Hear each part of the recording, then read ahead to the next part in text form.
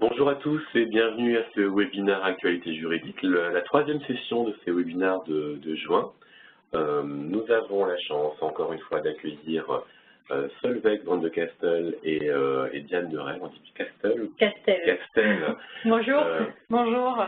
Et aujourd'hui, on va rentrer dans des sujets d'actualité. On s'était dit que ce serait intéressant de revenir sur les derniers décrets qui vont encadrer l'article 4 de la loi E20, faire un petit zoom sur les sujets de portabilité parce que finalement ça reste un sujet d'actualité. La PUMA qui a des impacts encore aujourd'hui sur notre manière de faire les choses. Et puis Solveig et Diane ont décidé de nous faire un petit teasing sur qu'est-ce que le président Emmanuel Macron avait prévu au programme et qu'est-ce qu'on pourrait attendre, sachant que effectivement il y a quelques heures, il y a eu des fuites dans la presse sur le programme de notre nouvelle ministre de la Santé et de son plan de travail pour les mois qui viennent, mais ça fera l'objet d'une autre présentation sûrement plus complète à la rentrée. Ceci étant dit, je vous propose de démarrer. Juste un dernier point, si vous avez des questions que vous souhaitez poser tout au long de ce webinaire, n'hésitez pas à le faire dans la fenêtre de chat. On essaiera d'y répondre soit pendant la présentation, soit à la fin du webinaire. Ceci étant dit, je vous propose de démarrer tout de suite avec l'encadrement tarifaire de l'article 4 de la loi E20. Et je vous laisse la parole, mesdames. Tout à fait. Bon, je pense que vous avez beaucoup entendu parler de l'article 4 de la loi E20 ces derniers mois. Donc, tout d'abord, pour mémoire, ce n'est pas du tout une nouveauté. L'article 4 de la loi E20 en tant que tel, ça fait plus de 25 ans qu'on le connaît. Donc, il a été, c'est une loi qui date quand même de 89. Et en fait, ce dont on entend parler dernièrement, c'est une modification de son décret d'application. Donc à l'origine, le décret d'application de 90 qui portait sur le plafonnement du tarif a été modifié en mars 2017. Et donc c'est en raison de cette modification du décret d'application que la loi E20 est revenue au premier plan. Donc qu'est-ce que c'est l'article 4 de la loi E20? Un peu sur le modèle de la portabilité, c'est une obligation de maintien de la garantie santé, mais on verra ensemble, cette obligation loi E20 n'a rien à voir en fait avec la portabilité. Donc la première grosse différence, c'est que c'est une obligation à la charge de l'assureur, donc pas de l'employeur. Donc pour le mécanisme portabilité, c'est l'employeur qui va maintenir la garantie santé pendant une durée de 12 mois maximum pour ses anciens salariés. Là, on va être vraiment dans une obligation assureur. Donc en principe, l'assureur va proposer un nouveau contrat d'assurance pour les anciens salariés. Ce contrat présentera une couverture identique à celle dont les salariés bénéficiaient au moment de leur départ de l'entreprise. Donc, on va vraiment prendre une photo des garanties à ce moment-là et avec un tarif plafonné, donc dans les conditions du décret d'application. Donc, jusqu'au 1er juillet 2017, c'est le décret d'application de 90 qui s'applique. Et à partir du 1er juillet 2017, ce sera les nouvelles règles de plafonnement issues donc du nouveau décret de mars 2017. Donc, je laisse la parole à Solveig afin de refaire un point sur quels sont les anciens salariés concernés et sous quelles conditions. Alors, effectivement, on a souhaité revoir un petit peu les conditions d'application de l'article 4 de la loi E20 et faire un petit focus sur les personnes concernées. Donc, on retrouve deux types de personnes qui bénéficient de l'article 4 de la loi E20. Tout d'abord, les anciens salariés. Donc, tous les anciens salariés qui étaient bénéficiaires du contrat collectif lorsqu'ils étaient dans votre entreprise peuvent bénéficier à la sortie, donc lorsqu'ils quittent votre entreprise, du dispositif loi E20. Par contre, c'est sous conditions. Les conditions, c'est de bénéficier d'un revenu de remplacement. Qu'est-ce qu'on entend par revenu de remplacement? Rente incapacité invalidité, pension de retraite ou revenu de remplacement, c'est-à-dire allocation chômage. Ce maintien, donc au titre de l'article 4 de la loi E20, il doit être demandé par le salarié, enfin l'ancien salarié, dans les 6 mois qui suivent soit la fin du contrat de travail, soit la fin de la période de maintien des garanties. Étant précisé que donc c'est bien à l'assuré de demander le maintien du dispositif loi E20. Par contre, comme l'indiquait Diane tout à l'heure, c'est une obligation assureur, ce maintien de l'article 4 de la loi E20, et l'assureur a également l'obligation de proposer ce dispositif aux anciens salariés dans les 2 mois qui suivent la fin du contrat de travail ou la période de maintien des garanties.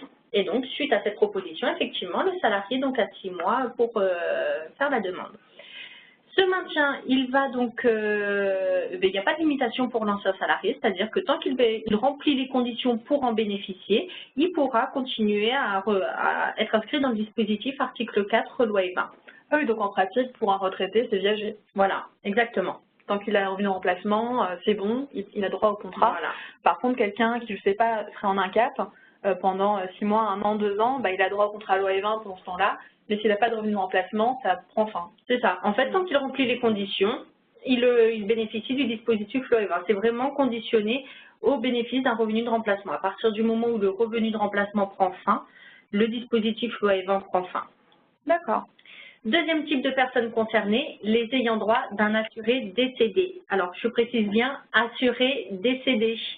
Les ayants droit qui étaient couverts au titre d'un contrat, sans être ayant droit d'un assuré décédé, ne pourront, si on respecte strictement l'article 4 de la loi E20, pas bénéficier du dispositif.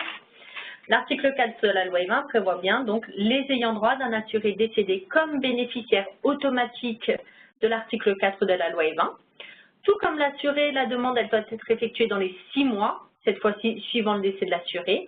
Et par contre, contrairement à l'ancien salarié, le maintien prévu pour les ayants droit d'un assuré décédé se fait sur une période minimale de 12 mois. Donc minimale, c'est-à-dire que l'assureur aura l'obligation de proposer à minima 12 mois de maintien des garanties au titre de l'article 4 de la loi E20 pour les ayants droit d'un assuré décédé. Donc au-delà, il n'est pas obligé de le faire. Donc en fait, c'est la seule hypothèse où les ayants droit peuvent être visés par un contrat loi E20. Oui. Vu que, c'est en fait la grosse différence. Si on s'en tient à l'application légale, rien n'empêche l'assureur d'être plus favorable et de proposer aussi aux ayants droit d'adhérer au dispositif loi E20. Il peut être plus favorable, mais voilà, à minima, ses obligations. Ouais, application stricte loi E20, il n'y a que les anciens salariés ou les ayants droit d'assurés décédés, contrairement à la portabilité, où là, ce sera ancien salarié plus ayant droit. Oui. Ok. Alors, les textes applicables, et puis quel est l'encadrement, en fait, le fameux encadrement tarifaire dont vous nous parliez tout à l'heure? Du coup, ce que je vous disais, voilà, on a 2 décrets. Donc, le décret initial qu'on appliquait depuis les années 90, qui prévoyait un plafonnement à 50% du tarif global applicable aux salariés en activité. Donc, c'est ce décret qui a été modifié cette année, le 21 mars 2017. Donc, jusqu'au 1er juillet 2017, on aura donc bien un plafonnement à 50% du tarif global. Et par contre, à compter du 1er juillet 2017, le plafonnement change, c'est un plafonnement progressif. Donc la première année, ce sera une tarification équivalente à celle applicable aux salariés en activité, donc autrement dit, pas d'augmentation, augmentation 0. Deuxième année, on passe à plus 25%. Troisième année, plus 50%. Et là, quatrième année, le texte ne prévoit rien, on ne nous dit rien, on ne nous dit pas à compter de la troisième année, tarification à 50%, on ne nous parle pas du tout de la quatrième année, donc c'est pas réglementé. Au-delà de la quatrième année, il n'y a plus de plafonnement. Donc il y a une liberté tarifaire. Exactement. Les 3 premières années, c'est plus restrictif que l'ancien dispositif, qui était vraiment à 50%. Donc c'est vrai que les 2 premières années notamment, c'est beaucoup plus intéressant pour les salariés. La troisième année, c'est la même chose. Et par contre, à partir de la quatrième année, on retrouve une liberté tarifaire afin aussi d'adapter le contrat aux exigences de solvabilité des assureurs. Alors concrètement, ça veut dire quoi? Ça veut dire que quand je pars en retraite au 1er juin, je suis sur l'ancien dispositif, c'est-à-dire que j'ai la chance d'avoir entre guillemets, un plafonnement à 50% du tarif ad vitam aeternam. Ad vitam, de manière viagère. Malheureusement, quelques jours plus tard, je pars en retraite. Là, potentiellement, les 3 premières années seulement, je pourrais bénéficier d'une, entre guillemets, d'une aubaine tarifaire. Voilà. En fait, le décret donc, du 21 mars 2017 prévoit que ces plafonds de garantie s'appliquent aux contrats souscrits ou aux adhésions intervenues à compter du 1er juillet 2017. Et quand on parle de contrats souscrits, je reviens sur ce que Diane a indiqué tout à l'heure en faisant le petit rappel sur la loi E20. Normalement, l'assureur doit proposer un nouveau contrat aux lois E20. On ne reste pas normalement sur le contrat des actifs. En pratique, c'est ce qui est fait.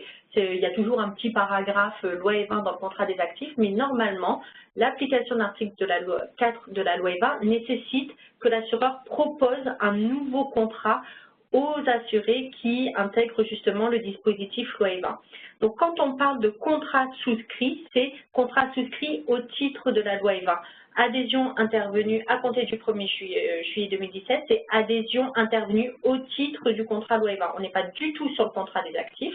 Par exemple, moi, employeur, je souscris un contrat actif, pour mes salariés en juin 2017.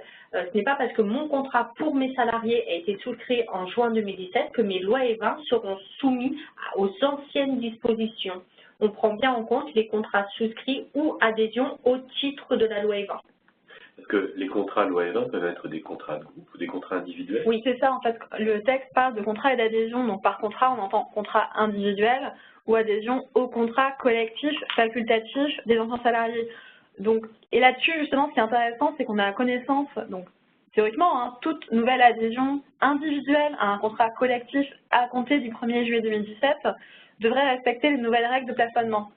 Pour autant, on a connaissance en pratique d'une lecture un peu, biaisée des textes qui viendrait à considérer que cette nouvelle réglementation ne serait pas applicable aux contrats collectifs actuellement en cours et qu'elle ne serait applicable qu'à compter de leur renouvellement. Donc en général, c'est à l'échéance, donc au 1er janvier 2018.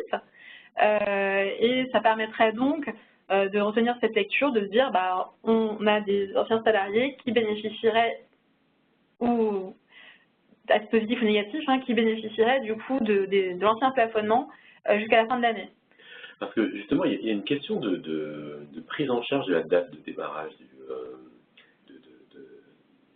de la loi E20, parce que concrètement, je pars en retraite au 15 juillet, on va dire qu'on est dans le deuxième format. Ça veut dire que c'est au 15 juillet 2018 que je passe à 125% du tarif?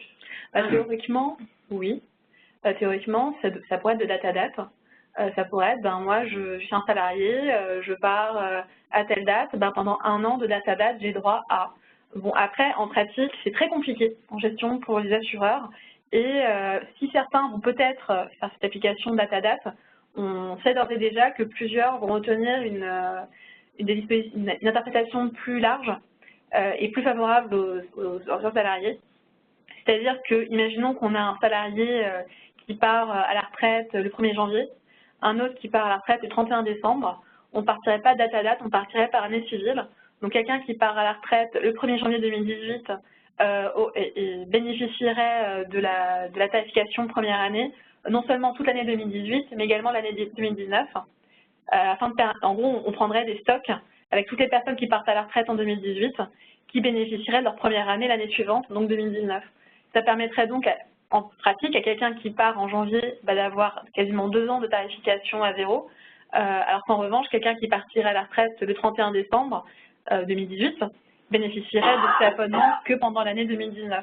Mais c'est un arbitrage qui n'est pas du tout favorable aux assureurs, mais qui en termes de gestion serait a priori plus simple et éviterait trop de frais pour gérer ces contrats. Mais applicable car plus favorable aux assurés. Oui, comme c'est plus favorable, il n'y a pas de ça ne pose aucun problème. En pratique, ça permet à l'assuré de bénéficier de plus d'une année en fait sur la tarification loi E20. Voilà, on pourrait se retrouver comme ça avec un plafonnement jusqu'à 4 ans, alors que si on est vraiment date à date, c'est sur 3 ans. Alors, du coup, quels sont les contrats qui sont concernés? Voilà, donc c'est vraiment un petit focus au niveau des questions les plus courantes qu'il peut y avoir. Donc les contrats concernés, ce sont uniquement donc les contrats qui proposent un maintien de garantie qui respecte les conditions fixées par la loi E20. Qu'est-ce qu'on entend par garantie qui respecte les conditions fixées par la loi E20? Tout d'abord, donc ce sont les mêmes garanties que celles dont le salarié bénéficie au jour de son départ de l'entreprise. Donc, c'est-à-dire que si je pars au 1er juin 2017 de mon entreprise, on prend une photo des garanties que j'avais au jour de ce départ et mes garanties loi E20 n'évoluent plus du tout par la suite. Et même si, par exemple, même si les garanties des salariés, elles, évoluent. Oui, c'est vrai que En fait, on dit que c'est les garanties dont le salarié bénéficiait au jour de son départ de l'entreprise, mais moi je vous rappelle, ce qu'on dit au tout début, c'est la loi E20, c'est une loi très ancienne, elle date de 89, ça fait plus de 25 ans qu'on la connaît. À côté, on a la portabilité, qui est une règle plus récente, donc au plus tôt 2008, au plus tard 2013. Donc c'est vrai que la portabilité telle qu'on la connaît, ça va faire moins de 10 ans. Donc c'est vrai que le texte n'a pas été rédigé pour anticiper son articulation en fait avec la portabilité. Et moi la question qu'on se pose avec Solveigne, et à laquelle malheureusement on va vous expliquer pourquoi, mais à laquelle on n'a pas de réponse, c'est est-ce que le salarié il a droit aux garanties dont il bénéficiait au jour de son départ de l'entreprise, ou est-ce qu'il a droit aux garanties dont il bénéficiait au jour où il a quitté le dispositif de portabilité? En fait, bénéficier au jour de son départ dans l'entreprise, c'est vraiment une interprétation qui est faite de la loi E20, et de deux, on a un arrêt très connu dans le monde de l'assurance sur ce sujet, qui est l'arrêt Azoulay, où effectivement, il avait été indiqué que l'ancien salarié devait bénéficier des mêmes garanties, exactement des mêmes garanties que celles dont il bénéficiait au moment où il partait de l'entreprise. Mais en effet, comme l'indiquait Diane, il n'y avait pas de dispositif de portabilité à ce moment-là. Est-ce qu'aujourd'hui, du coup, on considère, sachant que pour le dispositif de portabilité, on le verra par la suite, les garanties, par contre, le salarié en portabilité, il bénéficie des mêmes garanties que celles des actifs. Donc, c'est-à-dire que si les garanties des actifs évoluent, le salarié en portabilité, ses garanties, elles évoluent aussi. Donc, on arriverait au cas où je quitte l'entreprise, je bénéficie de la portabilité avec éventuellement une amélioration de mes garanties, et puis finalement, en faisant une application stricte de la loi E20, lorsque j'adhère au dispositif, je reviens sur mes anciennes garanties.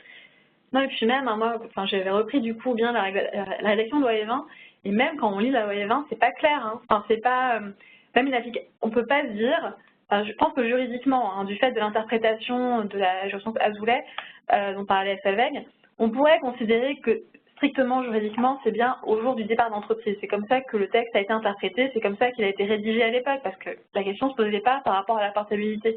Après, il y a un moment, il faut aussi se dire, soyons pratico-pratiques, ça veut dire que quelqu'un va avoir des garanties A, puis il passe sur des garanties B pendant la portabilité, et puis après, un an plus tard, on repasse sur les garanties A. Je trouve qu'il y a un moment, c'est pas très pratique, c'est pas, peut-être à la lettre du texte, à l'esprit du texte, voilà, mais par rapport à la volonté de permettre à ces anciens salariés de bénéficier d'un maintien de leurs garanties, moi, ça me paraît quand même plus logique. Je dis pas que c'est plus juridique, ça me paraît quand même plus logique d'avoir un maintien dans la continuité et qui bénéficie des garanties. Bon, après, on risque d'avoir une différence, par contre, entre un salarié qui remplit les conditions pour bénéficier de la portabilité et qui aura l'augmentation des garanties qu'on lui appliquerait éventuellement en loi E20, et par contre, un salarié qui quitte à cette même date l'entreprise, qui lui part à la retraite, et quand on passe à la retraite, on ne remplit pas les conditions pour bénéficier de la portabilité, et qui lui bénéficierait effectivement des garanties au jour de son départ de l'entreprise. Donc pour deux mêmes dates de départ, en fait, on aurait, au titre de la loi E20, finalement, deux applications différentes du dispositif avec deux garanties, deux régimes différents qui leur seraient applicables. Et puis, c'est vrai aussi que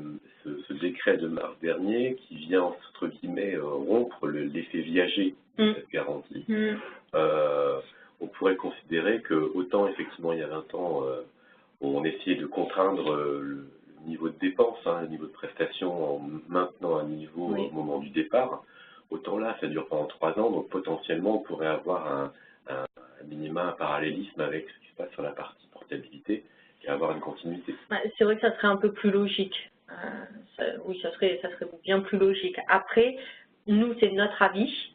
La position finale revient forcément à l'assureur, puisque c'est une obligation assureur, donc ça sera à lui en fait de décider quelle position il prendra par rapport à cette application.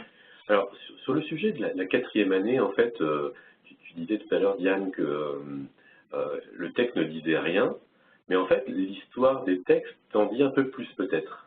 Exactement, c'est vrai que l'histoire des textes nous permet d'être sûrs de notre position, parce qu'en fait, on a eu 2 projets de décret. Donc, le premier projet de décret prévoyait un plafonnement à compter de la 3e année. Donc, sous-entendu, plafonnement à 0 première année, 25% deuxième année, puis la 3e année et les années suivantes, 3e, 4e, 5e, ad vitam aeternam, 50%. Donc, on voyait bien qu'il y avait un plafonnement un plafonnement viager à nouveau, alors que le second projet de décret, qui est celui qui a été publié, dit simplement la 3e année. Donc c'est vrai que quand on voit le changement de rédaction, on comprend bien que oui, l'intention a bien été de déplafonner à partir de la 4e année.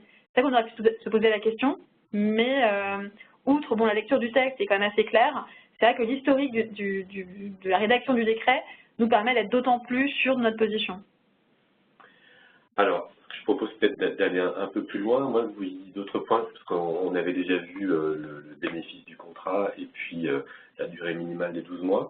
Oui, voilà, donc c'est ça qu'il n'y a pas grand-chose d'autre à dire. C'est vraiment, faut vraiment se dire, voilà, l'ayant droit en tant que tel, il n'est en principe pas visé par l'article 4 loi E20, seulement dans l'hypothèse, hormis l'hypothèse où c'est l'ayant droit d'un assuré décédé.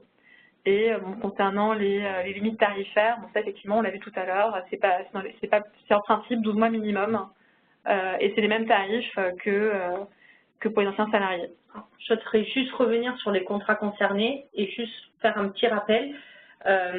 Si vous avez souvent, donc l'entreprise négocie souvent pour ses anciens salariés un régime particulier que l'on retrouve soit dans le contrat des actifs, soit du coup dans un contrat à part. Il faudra vraiment bien regarder si ces contrats répondent à l'ensemble des conditions fixées par la loi E20 pour voir si on leur applique ces plafonnements justement de tarification. Si les garanties sont amenées à évoluer en même temps que celles des actifs, on n'est pas sur un contrat loi E20. Donc le régime d'accueil, par exemple retraité, ne sera pas soumis aux dispositions de loi E20. Ça ne veut pas dire que vous n'avez pas le droit de proposer ce genre de régime. Par contre, l'assureur devra, lui, dans un premier temps, proposer le dispositif loi E20 et vous pouvez proposer en parallèle cette structure d'accueil. L'obligation de l'assureur demeure, il doit proposer la loi E20. Rien ne vous empêche par la suite de proposer un régime plus intéressant pour vos anciens salariés. Alors, la notion de tarif global applicable aux salariés, parce qu'effectivement, sur quelle base on se fonde? Voilà, alors c'est une notion assez large. On parle tout le temps de tarif global applicable aux actifs, puisque les évolutions de tarifs se font sur, on est à 0%, 25% du tarif global applicable aux actifs ou 50% du tarif global applicable aux actifs. Donc ce nouveau décret qui a été publié, il a quand même eu pour objet de revoir les plafonnements de garantie. Ça fait quand même longtemps que la loi E20 existe, on aurait pu penser que le législateur serait venu peut-être préciser un peu cette notion de tarif global. Ça n'a pas été le cas, donc on va continuer un petit peu sur les différentes interprétations qu'on en a faites jusqu'à présent. Donc ce qui est sûr, c'est que la notion de tarif global, c'est un tarif collectif. Qu'est-ce qu'on entend par collectif? C'est-à-dire participation employeur et participation salarié. Ma majoration de 25%, elle ne va pas se faire que sur la cotisation qui était payée par le salarié, mais sur la cotisation globale. Et enfin, c'est une moyenne des cotisations. Et c'est là où, du coup, en fait, on l'interprète un peu comme on veut. Pour ça, on vous a donné deux exemples. J'ai une entreprise où la structure de cotisation de mon régime est une structure isolée duo-famille pour les actifs. Sur quoi je vais calculer mon tarif loi E20? Alors, j'ai une première solution qui serait de faire une moyenne pondérée de chaque structure de cotisation. Donc, je fais ma moyenne de mon tarif isolé, ma moyenne de mon tarif duo, ma moyenne de mon tarif famille. Et si, en tant qu'actif, j'adhérais à la structure de cotisation duo, je vais me voir appliquer les majorations donc, de tarification loi E20 sur la moyenne du tarif duo.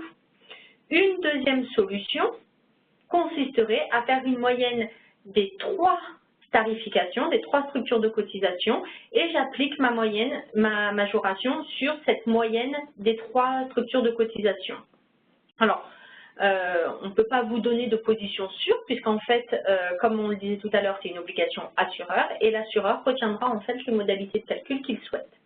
En fait, la seule certitude qu'on a, c'est que c'est salarial plus patronal. Voilà. Et après, sur le type de moyenne, là, par contre, c'est vraiment à la main de l'assureur. Deuxième exemple qu'on a souhaité mettre en évidence, je suis dans une entreprise où je n'ai qu'une structure de cotisation famille.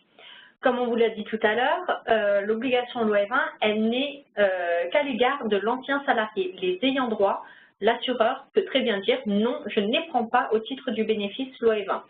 Ça veut dire que je vais quand même appliquer ma majoration de 25 ou de 50% sur un tarif famille, alors qu'il n'y aura que l'ancien salarié qui adhérera au dispositif. Et bien, sachez que l'assureur est tout à fait en droit de le faire, puisqu'on parle de tarif global applicable aux actifs.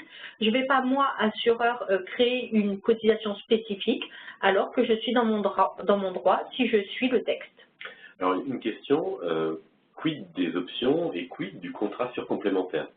On est sur le régime dont bénéficiait le salarié au sein de son entreprise. Donc, normalement, la loi E20, c'est sur l'ensemble des régimes. Donc, on reprendra en compte toutes les cotisations et toutes les prestations qui sont payées en format global, base plus option, ouais. Et également sur la partie surcomplémentaire. Alors, on en a fini un peu, en tout cas on l'espère pour le moment, avec la partie loi E20, l'article 4 de la loi E20. La portabilité qui est aussi un sujet sur lequel vous vouliez revenir. Oui, alors bon déjà, hein, pour se rappeler, hein, la loi E20 et la portabilité, donc c'est deux types d'obligations très différentes. Donc autant la loi E20 est une obligation assureur, autant la portabilité est une obligation employeur. La particularité, c'est que la loi E20, la portabilité va ne s'appliquer qu'aux anciens salariés bénéficiant d'une indemnisation chômage pendant 12 mois maximum, et ils vont bénéficier du même contrat que celui qui est en vigueur pour les salariés actifs dans l'entreprise. Donc là, on n'a pas un nouveau contrat, c'est toujours le même contrat que celui des actifs.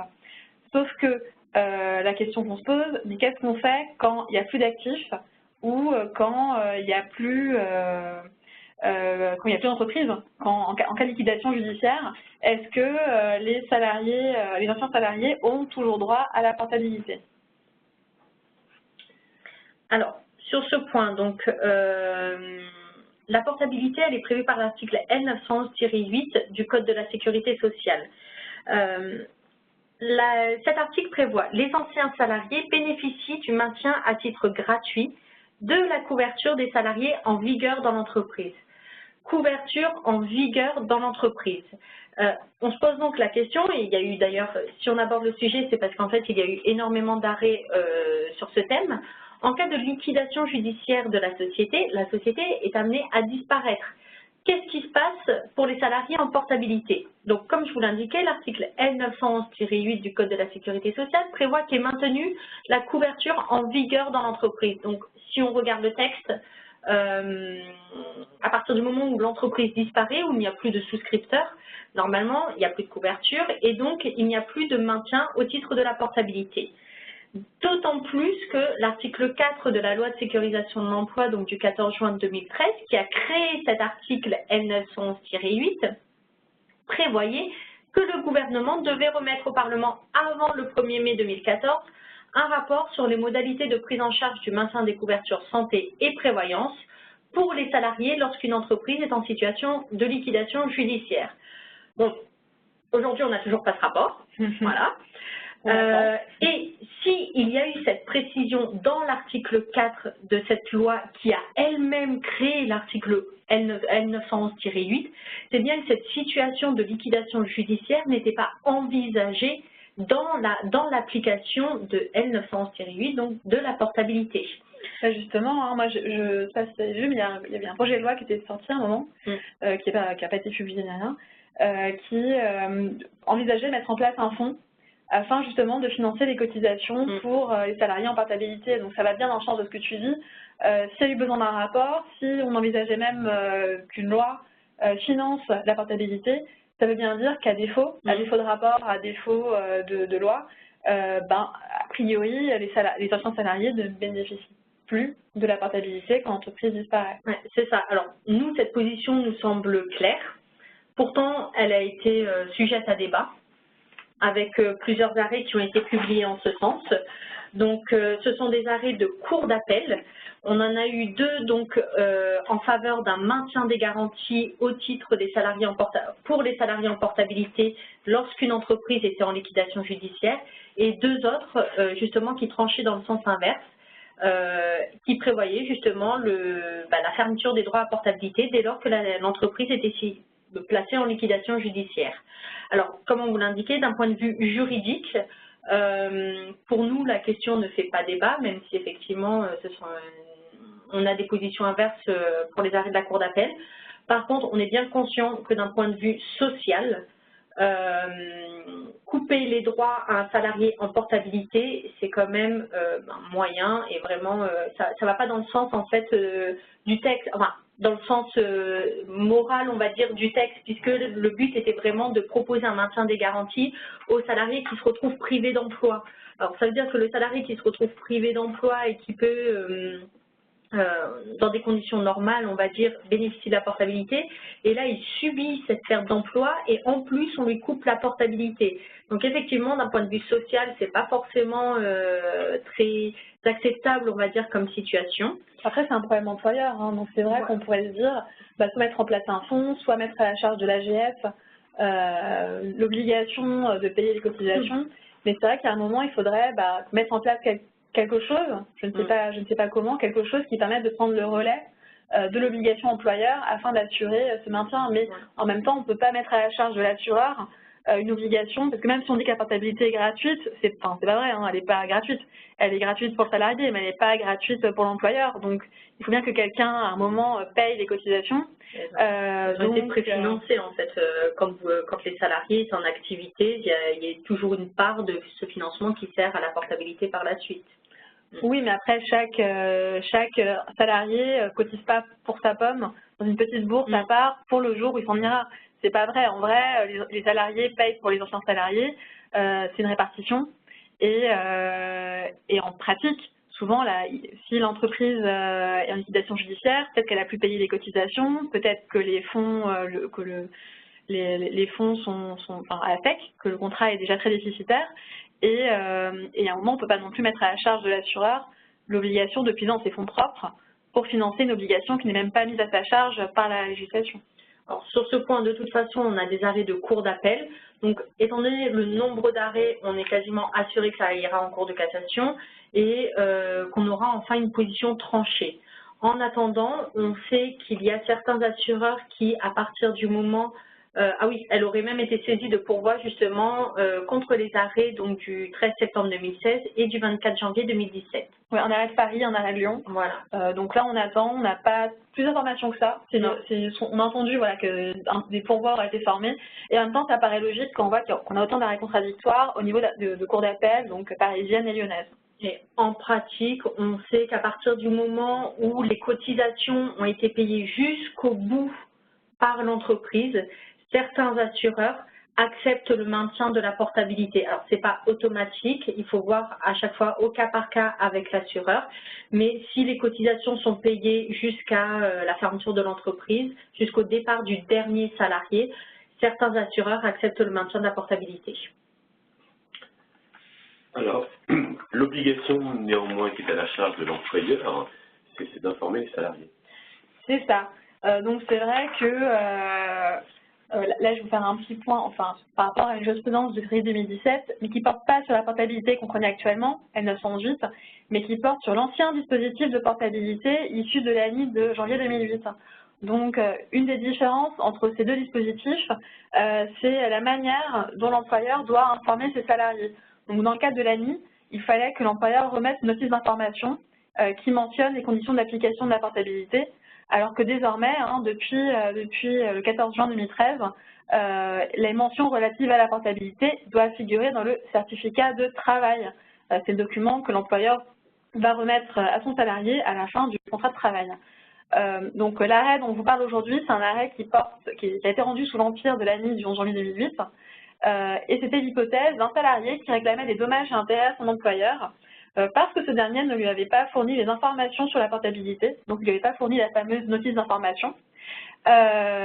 Et qu'à l'époque, on n'avait pas encore l'obligation de remettre l'information dans le certificat de travail. Exactement. Donc, il n'avait pas eu l'information. Du coup, le salarié a réclamé les dommages et intérêts.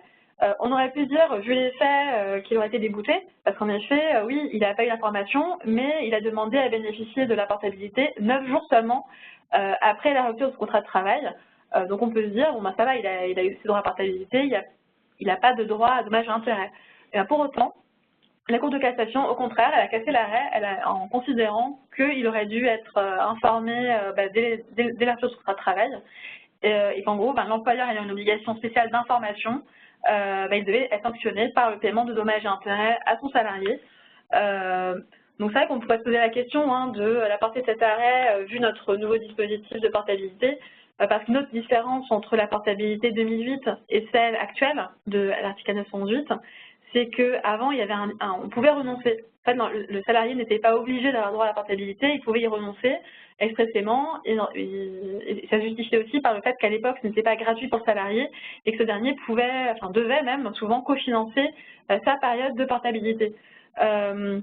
Pour autant, je veux quand même mesurer un peu l'absence de droit à renonciation actuelle, parce qu'actuellement, oui, un salarié, par principe, a droit à la portabilité, mais à partir du moment où il ne donne pas ses justificatifs chômage, c'est-à-dire qu'il ne prouve pas qu'il est indemnisé par le chômage, il ne va pas pouvoir bénéficier de la portabilité, vu qu'on va considérer qu'il ne remplit pas les conditions. Donc, indirectement, il y a toujours des droits à renonciation, et indirectement, on pourrait se dire que la Cour de cassation pourrait se dire, si à partir du moment où le salarié n'a pas été informé, peut-être qu'il n'a pas eu l'information lui permettant de communiquer ses justificatifs chômage et donc de bénéficier de la portabilité.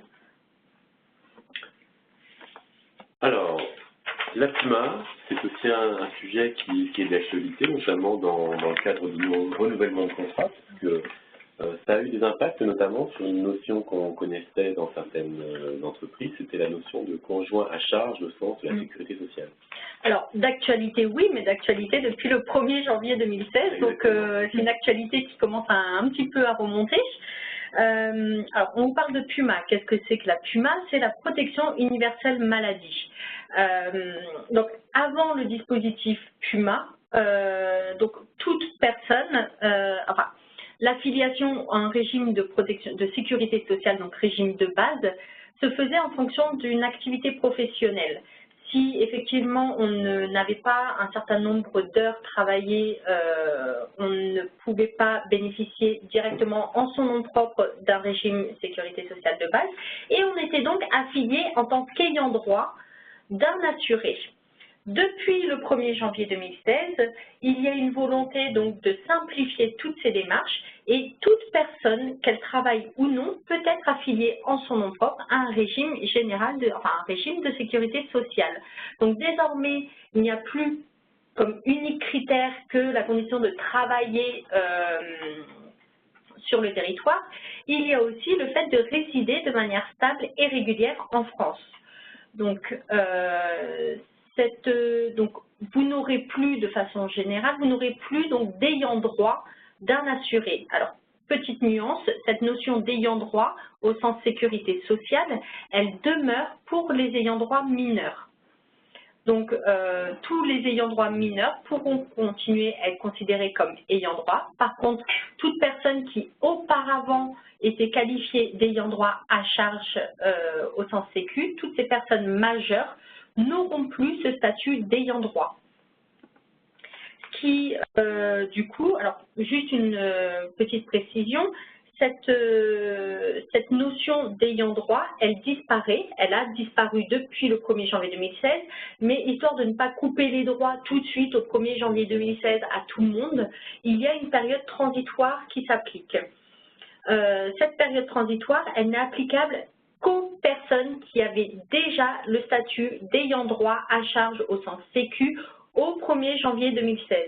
C'est-à-dire que toute personne qui, après le 1er janvier 2016, pouvait répondre à la définition d'ayant droit à charge sécu, toute personne majeure, pardon, qui pouvait répondre à cette définition, ne pourra pas être affiliée en tant qu'ayant droit à charge au sens sécu. Il n'aura pas ce statut auprès de la sécurité sociale. Les seules personnes qui en bénéficient encore, ce sont celles qui, avant le 1er janvier 2016, avaient ce statut, qui a été prolongé par la suite. Donc, deux possibilités pour ces personnes. Soit elles font la demande elles-mêmes auprès de la sécurité sociale pour devenir assurées principales directement, avant la fin de la période transitoire qui se termine donc au 31 décembre 2019, soit la Sécu le fait elle-même directement, puisque la Sécu ne va pas attendre le 31 décembre 2019 pour fournir toutes les cartes vitales avec les numéros de sécurité sociale de chacun. Même si l'ayant droit à charge au sens Sécu n'a pas fait la demande, la Sécu envoie également les cartes vitales et tous les papiers qui permettent justement ce passage automatique. Donc schématiquement, comme vous l'aurez compris, Jusqu'au 1er janvier 2016, on pouvait avoir des ayants droit mineurs ou majeurs au sens de la Sécu. À compter du 1er janvier 2016, on ne peut plus avoir de nouveaux ayants droit majeurs au sens de la Sécu. Et toutes les personnes qui étaient ayants droit majeurs au sens de la Sécu avant le 1er janvier 2016 peuvent le rester pendant une période transitoire, au plus tard jusqu'au 31 décembre 2019. Mais ce n'est pas un droit acquis et en cours de route, tout le monde va passer et va avoir son propre numéro de sécurité sociale et être assuré à titre principal pour qu'au 1er janvier 2020, on n'ait plus aucun ayant droit majeur à charge au sens de la sécurité sociale. Donc, compté du 1er janvier 2020, les seuls ayants droit au sens de la sécurité sociale seront donc en tout état de cause les ayants droit mineurs. Donc là, vous pouvez vous demander, mais pourquoi est-ce que dans ce webinaire Grâce à Voix, on m'assomme avec ces questions de CUMA d'ayants droit majeurs mineurs? Tout simplement parce que, et c'est quelque chose que vous avez peut-être vu dans vos contrats, on a beaucoup de contrats qui visent, pour la définition des ayants droit, la définition des ayants droit au sens de la sécurité sociale, et notamment des conjoints à charge au sens de la sécurité sociale. Et là, oui, vous avez fait le lien. On a donc une définition dans les contrats qui n'existe plus dans la pratique. Donc, on va se retrouver avec des contrats qu'on ne peut plus appliquer. Voilà, parce qu'on va avoir un contrat dans son entreprise mis en place afin de bénéficier à titre gratuit ou non pour les ayants droit à charge, sauf qu'ils n'existeront plus, ils ne pourront plus remplir les conditions pour bénéficier du contrat. Et donc, on doit changer les définitions de ces contrats.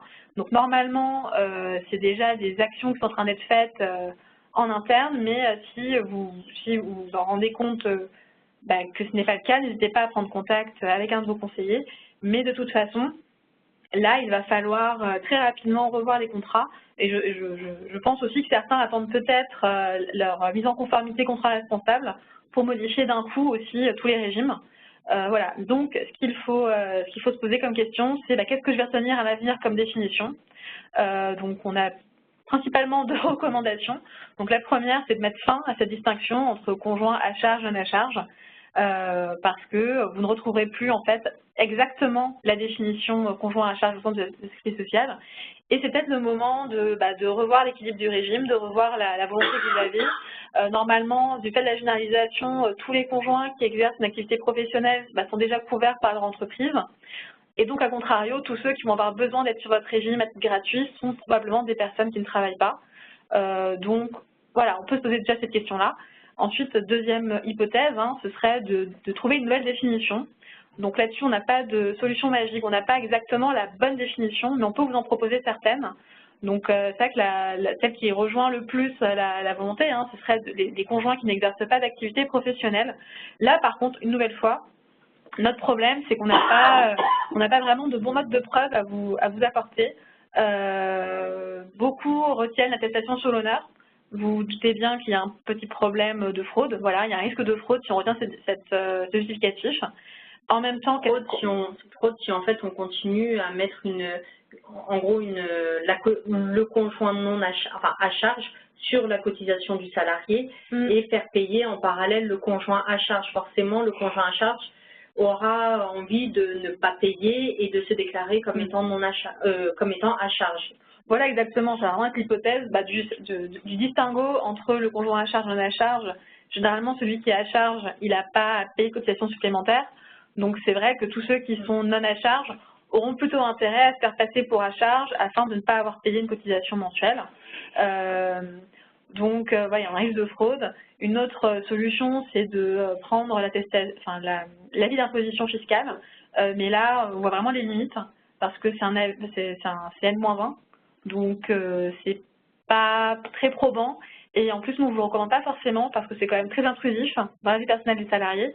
Parce que vous avez quand même beaucoup d'informations dans ces documents et je ne suis pas certaine que le jeu envahit la chandelle en fait, que juste pour prouver que le conjoint soit à charge ou non pour un contrat d'assurance, je ne suis pas certaine que ce soit vraiment la meilleure idée de retenir cette pièce-là. Et sinon, une dernière solution, ce serait de faire avec les justificatifs qu'on connaît, donc de demander à ce que la personne soit au chômage, soit en invalidité, soit en incapacité, qu'elle nous fournisse des justificatifs qu'on est en capacité de contrôler. Et là encore, est-ce qu'on ne va pas avoir des trous? Est-ce qu'on ne va pas avoir des personnes à charge sous l'ancienne définition qui du coup ne seraient plus visées? Donc là, c'est vrai que c'est une réflexion qui se mène de façon plus générale, tant avec nous grâce à Voix qu'avec votre organisme assureur. C'est très compliqué de réussir à trouver une nouvelle définition qui reprendrait exactement l'ensemble des personnes qui étaient concernées par ce statut d'ayant droit à charge avant. Mais effectivement, le but était vraiment de couvrir les personnes qui n'avaient pas de travail.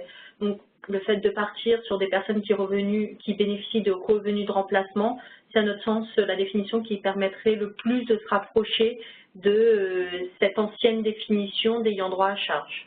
Donc en conclusion, si on est en train de retravailler son contrat à l'échéance de la fin de la période transitoire, le 1er janvier 2018, sujet intégré, si on l'a dans le contrat existant, pour se remettre dans une conformité qui permette en tout cas d'exécuter le contrat proprement. Profitez de votre mise en conformité contrat responsable pour revoir ces définitions également. Exactement, c'est vraiment pour l'avis du contrat.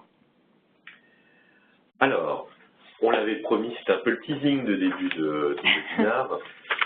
Emmanuel Macron est maintenant notre président de la République. Il avait un programme sur lequel il s'était présenté auprès des Français. Il a été élu et il souhaite déployer son programme. En tout cas, c'est les premiers prémices qu'on entend.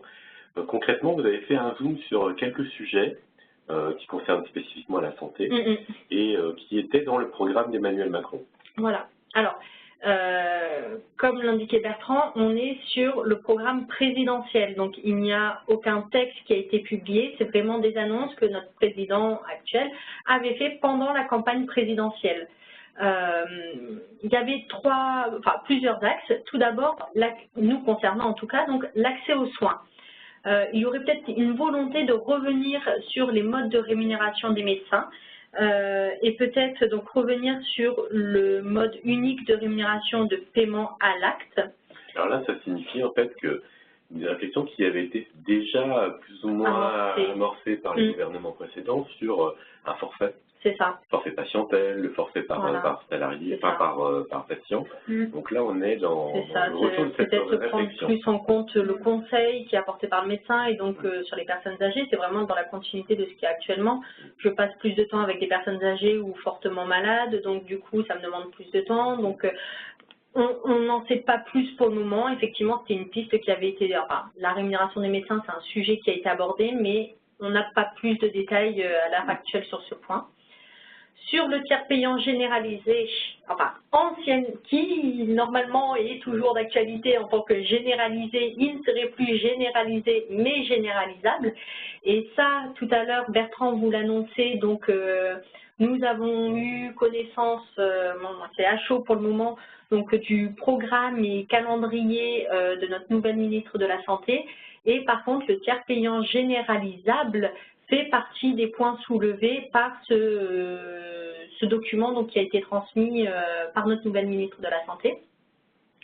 Alors, juste pour faire expliquer, c'est une fuite en fait dans la presse, dans l'Argus de l'assurance, d'un rapport adressé par Madame Buzyn, donc le nouveau ministre de la Santé, au Premier ministre, et qui était la feuille de route pour les mois qui viennent sur comment transposer notamment ces promesses électorales, en actions concrètes. Donc on n'a pas effectivement suffisamment d'informations sur le comment et les détails, mais en tout cas, sur ce point-là, on est bien sur un tiers payant généralisable, ce qui signifie ne pas l'imposer aux professionnels de santé, mais le rendre disponible. C'est ça. Pour le moment, effectivement, les professionnels de santé devaient, au fur et à mesure, à différentes échéances, le proposer obligatoirement. Et effectivement, on reviendrait peut-être sur ce mode justement, sur ce tiers payant et ne plus l'imposer aux professionnels de santé, mais il resterait donc généralisable, donc au bon vouloir des professionnels de santé.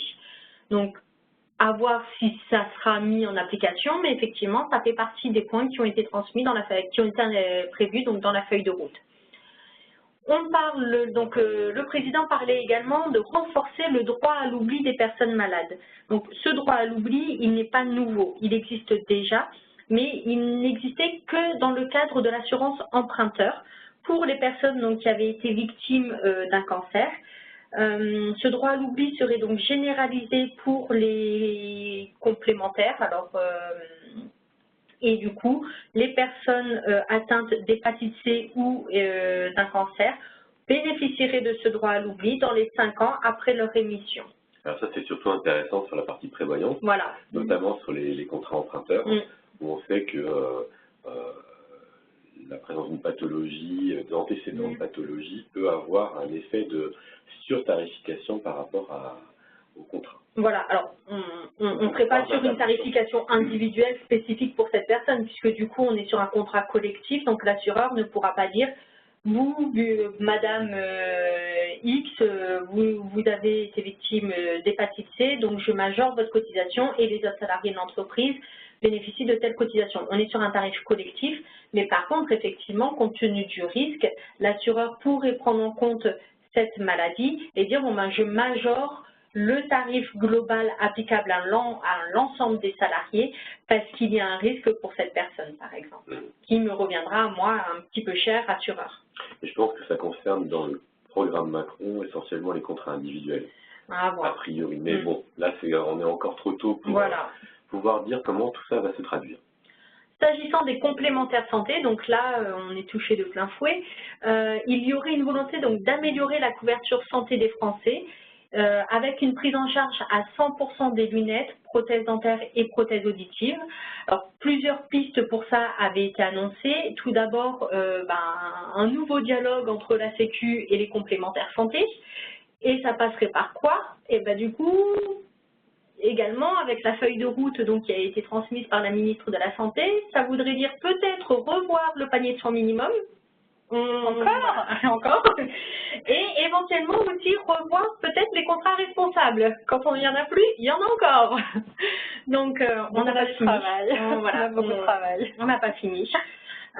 Mais voilà, ce sont des pistes, on n'en sait pas plus, mais en tout cas, il y a de fortes chances pour que ce soit des sujets qui soient abordés. Alors cette promesse, c'était une promesse à échéance de 2020, si j'ai bien... c'est pendant le mandat, arrivé à ce que le régime obligatoire, la sécurité sociale et les complémentaires remboursent à 100% ces 3 postes. Voilà. Donc, il y a une troisième piste aussi qui est envisagée, c'est une demande, mais je pense qu'à la limite, si elle est envisagée, ça ne sera pas la seule. Elle sera forcément couplée avec une des 2 autres pistes que l'on a annoncées tout à l'heure, c'est effectivement que les praticiens revoient leurs prix, qu'une baisse des prix des lunettes, prothèses dentaires ou prothèses auditives. Pas forcément, hein. Forcément, parce qu'on ne peut pas non plus. Il y a moins, on peut très bien, on peut contrôler la sécu, on peut contrôler les complémentaires, mais si derrière les prix explosent, il faut bien un moment qu'il y ait un contrôle aussi sur les personnes qui fixent les prix des lunettes, des verres, même des prothèses, les prothèses dentaires auditives.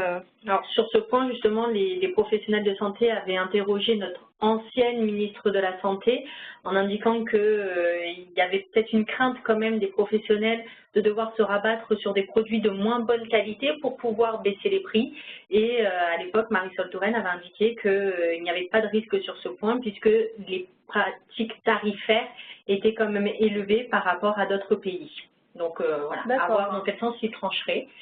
Et enfin, donc, il y aurait une volonté d'imposer aux assureurs la proposition automatique de 3 contrats types, donc qui proposerait, donc, on suppose à minima le même type de garantie avec la même expression des garanties et à côté une expression libre des tarifs qui pourrait permettre à l'assuré de comparer vers quel assureur il irait, en ayant effectivement une même expression des garanties et donc une meilleure visibilité. Alors ça, c'est une mesure qui a été un peu amendée dans la feuille de route de Mme Buzyn, parce qu'il semblerait qu'on oublie ces 3 contrats types qui sont un peu complexes, mais qu'on améliorerait quand même la transparence et la lecture des documents. Donc là, peut-être va-t-on mettre fin aux fameux 100% d'APR et autres TM, pour arriver sur de l'euro. En tout cas, ça c'est une vraie réflexion qui va se faire à partir de septembre, je pense, sur la manière dont on va écrire et présenter nos garanties. Parce que pour les salariés, pour les assurés de manière générale, ça reste quand même extrêmement alchimique aujourd'hui sur la manière de décrypter les choses. On a encore du travail qui nous attend en tout cas. Tout à fait.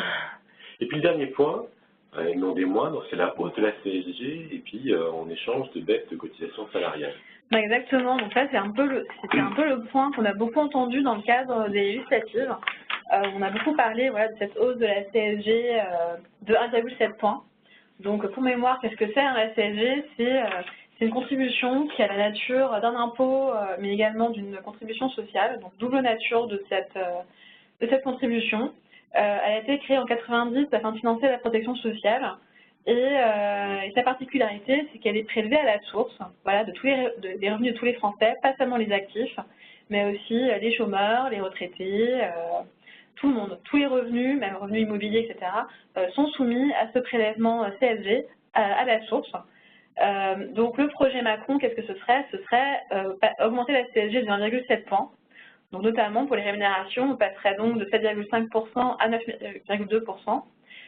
Et pour les pensions de retraite, on passerait donc à une CSG de 6,6% à 8,3%.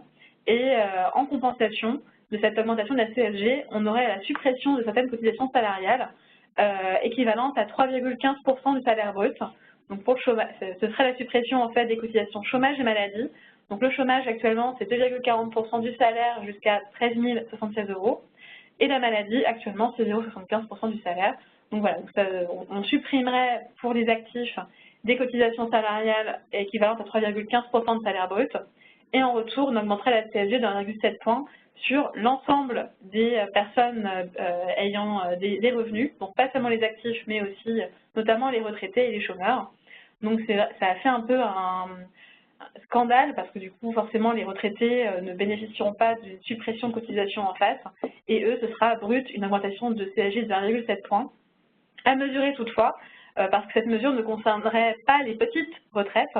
Donc en fait, il s'agirait des retraités percevant moins de 14 375 € par an et qui sont actuellement ceux qui sont exonérés de CSG ou bénéficiant d'une CSG à taux réduit de 3,8%. Et également, ça ne concernerait pas donc cette hausse de CSG les chômeurs, donc les indemnités chômage qui sont actuellement soumises à un taux de 6,2%, 3,8% ou exonérés. Donc, en pratique, cela s'appliquerait donc à tout le monde, tous les salariés, une partie des retraités et toutes les personnes bénéficiant d'une rémunération. Donc, c'est vrai que le gain, on le voit, est plutôt pour les actifs et la volonté, c'est de leur apporter sur fiche de paye nette chaque mois quelques euros supplémentaires. Donc, on a fait quelques exemples. Voilà, donc histoire de rendre ça un peu plus compréhensible et pour que vous voyez bien, vous puissiez voir le différentiel. On a pris l'exemple donc d'un salarié qui perçoit le SMIC. La suppression des cotisations chômage et maladie, donc comme Diane l'indiquait, qui entraînerait une hausse du salaire de 3,15%, ça ferait à peu près un gain de 46 € par mois pour le salarié. Donc on supprime ces cotisations, mais en parallèle, on augmente la CSG de 1,7%, ce qui fait que le salaire de la personne diminue de 25 €. Mais on constate que la suppression des cotisations est quand même supérieure à cette hausse de la CSG. Donc on en arrive à un gain au final pour le salarié de 21 € par mois, soit 252 € par an. Donc, ce que Diane indiquait, il y a une réelle volonté de pouvoir améliorer le pouvoir d'achat des salariés. Donc, malgré cette hausse de la CSG, on en arrive, en tout cas voilà, pour certains salaires, à une hausse du salaire. Deuxième exemple qui est celui d'un retraité. Donc, on l'indiquait tout à l'heure, la CSG, l'augmentation de la CSG concerne tous les revenus. Par contre, la suppression des cotisations, elle ne concerne que les actifs. Donc, un retraité qui ne paie pas donc, de cotisation, chômage ou maladie n'aura pas cette suppression de cotisation, mais par contre se verra appliquer l'augmentation de la CSG. Donc, avant la réforme, il payait une CSG à un taux de 6,6%, soit 132 €. Après la réforme, il subira l'augmentation de la CSG qui passera à 8,3% et donc il paiera 166 € de CSG, ce qui pour lui, il n'y a pas de contrepartie avec la suppression de certaines cotisations, entraînera une perte de 34 € par mois, soit, alors là il y a une petite erreur sur le slide, 408 € par an. Très bien. Ben, je crois que c'est relativement clair et puis on va avoir dans quelques semaines d'autres informations. Que va-t-il se passer pour les non-salariés? Alors là-dessus, on n'a pas beaucoup plus d'informations, mais en tout cas, la volonté voilà, de cette hausse de la CSG serait bien d'augmenter le pouvoir d'achat des actifs. Et ce n'est pas seulement les actifs salariés qui seraient visés, mais également les actifs non salariés, et notamment les fonctionnaires et les indépendants. Donc là, on n'a pas de mesures très précises, mais il serait envisagé donc, une compensation. Donc les fonctionnaires, normalement, il serait envisagé de supprimer la contribution exceptionnelle de solidarité de 1% et une prise en charge par l'État d'une partie des cotisations salariales afin d'atteindre un total de 3,15% de cotisations à compenser. Donc normalement, il devrait avoir au final le même bénéfice que les actifs salariés. Et concernant les indépendants, là non plus, on n'a pas plus d'éléments, mais il est envisagé également de prévoir un allègement sur d'autres charges afin d'atteindre également un total de 3,15% de charges en moins afin que la compensation s'effectue également pour ces actifs. Voilà. Sachant que s'agissant des indépendants, la ministre de la Santé a annoncé dans son rapport la volonté de basculer le RSI directement dans le régime général. Oui. Donc les allègements de charges pourront potentiellement arriver à travers cette action. Effectivement, c'est possible. Très bien. Eh bien, écoutez, je crois qu'on est arrivé au bout de ce webinaire. Vous n'avez pas de questions qui nous seraient remontées. Donc on a été très clair. Très clair. On vous remercie en tout cas, Solveig, Diane, pour ces différents points qui sont effectivement des points d'actualité importants. C'était le dernier webinaire avant les vacances d'été. On vous remercie de votre participation. Vous pourrez télécharger la présentation à la fin dans quelques instants. On vous remercie pour votre participation et on vous donne rendez-vous à la rentrée de septembre pour, je pense, là, un webinaire très dense. On essaiera de tenir le délai imparti avec les annonces qui vont progressivement se faire. Peut-être les premières pistes sur la loi de finances et la loi de financement de la sécurité sociale. C'est souvent fin septembre, mais quelque part. Voilà. Peut-être que début septembre, on aura déjà quelques petites... Peut-être quelques pistes. Voilà. Espérons qu'on puisse vous alimenter un peu sur la réflexion. En tout cas, on sait que les prochains mois, peut-être les prochaines années, peut-être à nouveau agités pour tous ceux qui avaient pensé qu'on se calmerait en termes de protection sociale. Malheureusement, je ne pense pas qu'on soit dans cette mouvance. Merci à tous, merci à toutes les deux de votre présentation. On vous souhaite un bon appétit. À bientôt. Au revoir. Au revoir.